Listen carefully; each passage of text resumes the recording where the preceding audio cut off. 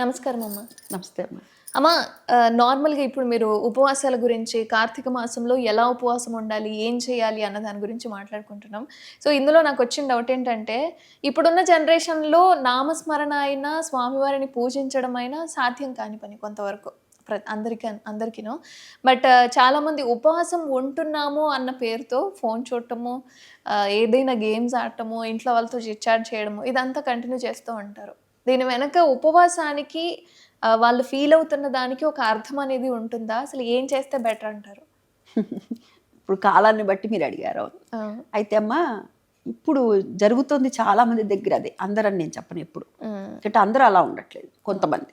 కొంతమంది వారు ఏదైతే అనుకున్నారో ఎంతవరకు, ఉదాహరణకి 12, 1 గంటో, జాము వరకు, 2 గంటల వరకు ఇలా అనుకుంటారు. ఉంటారు. లేదు తెల్లవార్లు కూడా మనకి ఏకాదశికి ఉపవాసం ఎంత ముఖ్యమో జాగరణ కూడా అంతే ముఖ్యం. జాగరణ అంటే ఏమిటి? జాగృతం చేసుకోవటం. భగవంతుడు మనలో కూడా ఉన్నాడు. మరి నేనేం చేయాలి, నేను ఎంతవరకు చేశాను, ఇంకా ఏం చేయాలి అని చెప్పి మనకి మనంగా ఆలోచించుకొని బేరీజ్ వేసుకోవటం అనమాట.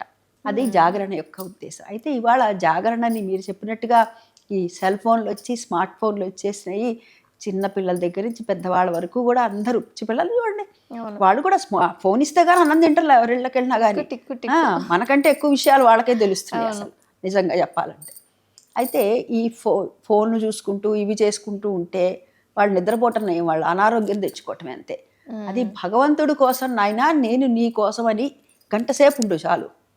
తెల్లవారులు ఉండలేకపోతున్నాను, మళ్ళీ నేను వెళ్ళి ఉద్యోగం చేసుకోవాలి, లేకపోతే నా వ్యాపారం చేసుకోవాలి, నా వృత్తిని నేను నిర్వర్తించుకోవాలి. మనం చేసే వృత్తి ఏదైతే ఉందో దైవంతో సమానం కదా. కాబట్టి నేను మరలా వెళ్ళి నేను చేసుకోవాలి. మళ్ళీ రాత్రంతా మెలుకుతూ ఉంటే అక్కడ నేను ఇబ్బంది పడతాను, కాబట్టి ఇంతవరకే ఉండగలుగుతాను సంకల్పించుకొని అంతసేపు కూడా ఏదో ఒక దైవ నామస్మరణతో గడపటం అన్నది ఉత్తమమైనటువంటిది.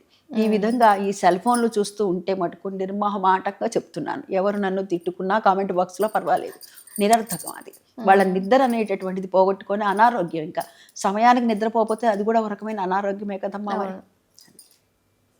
ధన్యవాదాలు.